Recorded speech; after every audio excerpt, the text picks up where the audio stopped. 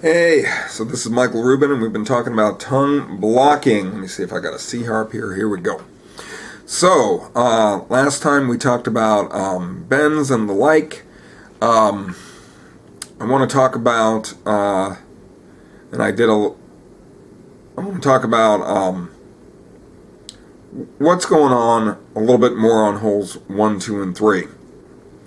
So, one of the main things you're doing when you're tongue blocking is you're taking your tongue on and off while continuing to breathe. And what you wind up is an alternation between single notes and chords. Okay, and we'll talk more about that later. So,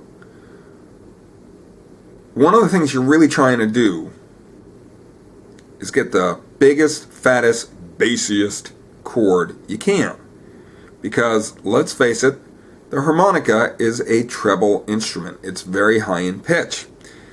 And therefore, to most people, it has an inherent annoyance. So you're trying to counteract that annoyance by playing softly when you're playing acoustically, to mute with your hands, and to play a lot of bass notes, you know. Not a lot of people pulling the Jimmy Reed, playing the high notes. We're sticking to the bass notes. And part of that is because nobody knows how to play the high notes. But a lot of that has to do with creating tones that are easy on the ear, the bass notes. So when you pull your tongue away, you want the biggest chord you can. So in general, you want at least a 4-hole chord.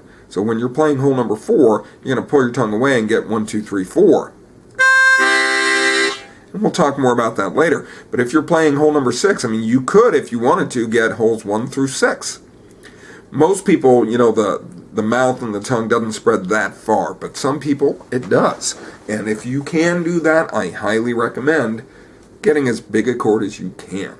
And I've got some tricks, which I'll show you in the future, about how to accentuate that bass. So, if you're on holes 1, 2, and 3, you do not have 3 holes to the left of it. You got, on hole number 3, 2 holes to the left, hole number 2, 1 hole to the left, and hole number 1, 0 holes to the left. So if I'm playing hole number 3, it's not that big a chord. If I'm playing number 2, really not that big. And if I'm playing number 1, nothing's going on at all. Okay? So, there are ways that people dance around this issue. Okay? First off is the concept of tongue switching. Okay? Let's say I'm playing out of the right side of my mouth. My tongue is blocking holes on the left. Well, I don't need to do that. I could play out of the left side of my mouth. So I'm going to play hole number 1 blow out of the left side of my mouth. Now I'm going to pull away my tongue and get holes 1, 2, 3, 4. The problem with that is the chord you get is a treble chord. It's high in pitch. Now that's not that bad because holes 1, 2, 3, and 4, they're not really that high. But when you start dealing with playing out of the left side of your mouth way up high, that's a really high pitched sound. But I will tell you that some people, especially in the world of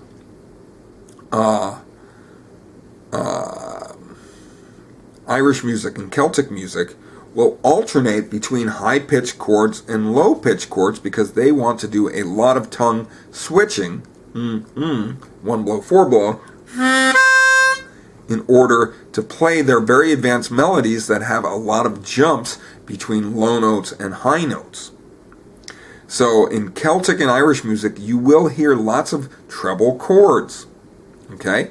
If you are unaware of James Conway, become aware of James Conway. He's got an excellent album called Mouthbox that just kills. He's not the only guy out there who can play this stuff, but he's pretty incredible. So, let's see. A lot of times what people will do is they will play single notes down there and they will refrain from doing the chords. So they're playing out of the left side of their mouth and they don't do their chords.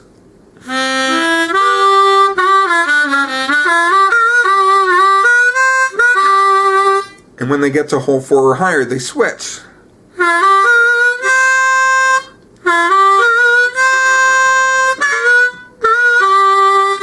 It's tough to do, to switch back and forth.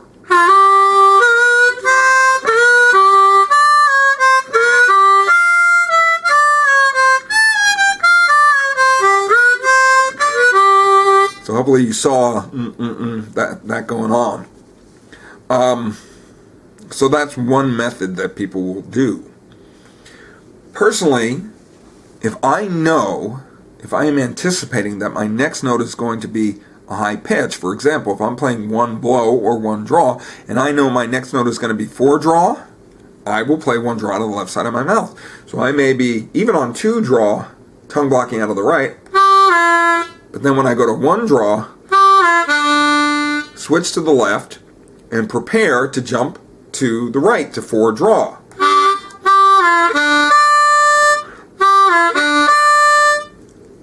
So let's see.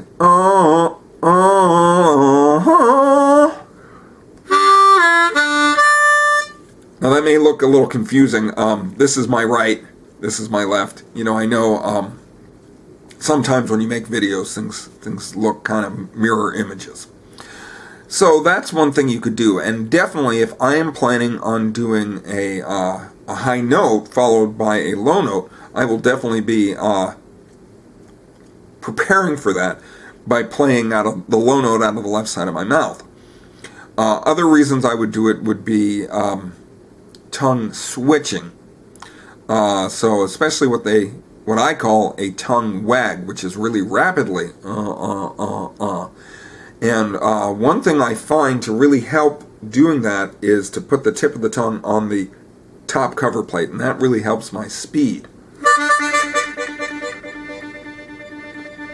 Now the truth is, I am not very fast at this. There is a question as to whether or not playing this at a super fast speed is genetic. And I will say that with my students, some people can do it super fast right out of the gate. And when I met Peter Madcat Ruth, we did some teaching together, and I heard him do it, and I said, how long did it take you to get that? Because I'd been working on it forever. And he said, what do you mean? I had it the first time I tried. So, I think there is a genetic element. However, when I first started doing this,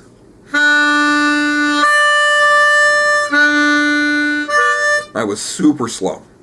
And I built it up through practice, and I got it faster. Now, one of the things I did for practice is I did 1 blow, 2 blow, 1 blow, 3 blow, 1 blow, 4 blow.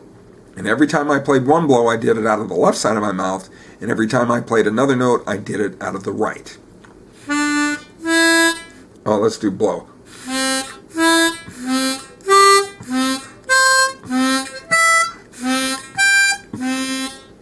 See what I mean?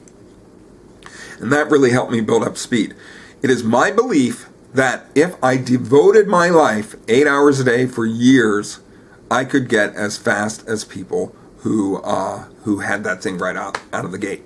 And I will admit to having some jealousy of those people. Now, Joe Filisko and James Conway tell me that when Gwen Foster did his thing, what he did and what they do is to turn their tongue. I don't know if I can do it. Not like a U, but like a kind of like a hot dog. So hard. There it is. And use the tip of the tongue lightly against the harp, and not pushing. But when you reach a certain pressure, the middle of the tongue begins to spasm left and right and creates that Gwen Foster sound. Recently, I was talking to Joe Filisko about it, and he was saying that that's the way that people who are super fast at the tongue wag do it. I'm not sure if that's true or not. Okay, but that's what he was saying. I cannot do that Gwen Foster thing in the slightest. I mean, I haven't spent hours and hours working on it, but I can't. I mean, you could see I could barely get my tongue to be like a hot dog. So, let's see. Classical harmonica players love this tongue wag left and right. Now, sometimes you will hear the word warble used for this. I personally do not like the word warble because I find that there are many uses of the word warble in the harmonica community. And often when I'm on a forum and somebody says the word warble, I say, well, what do you mean by warble? And surprise, they meant something completely different than what I was thinking. So I prefer terms that really only refer to one thing. So I prefer either tongue switch or tongue wag. But if you like the word warble, go ahead and spread misinformation everywhere.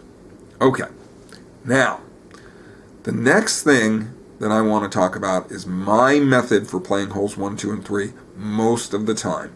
And that is playing the harmonica as though there were 4 holes to open my mouth wide enough and 3 holes to block with my tongue, no matter where I am. So if I'm on hole number 1, I play out of the right side of my mouth is open wide enough as though there were 4 holes, right? Hole number 1 being on the right, -3 being on the left, and blocking holes -1, -2, and -3, these phantom holes, out of the left side of my mouth. You can kind of see my tongue. Okay? And I just keep that position no matter what I do when I'm tongue blocking, and because I hold my hands like this, nobody can see it. So that's my method. Like I said, I do play out of the left side of my mouth sometimes, and years ago when I practiced it all the time, I had as much strength playing out of the left side of my mouth as I do now. I have discovered it is not like riding a bicycle, and the longer I do it, the harder it is. Okay, so I will see you later. Goodbye.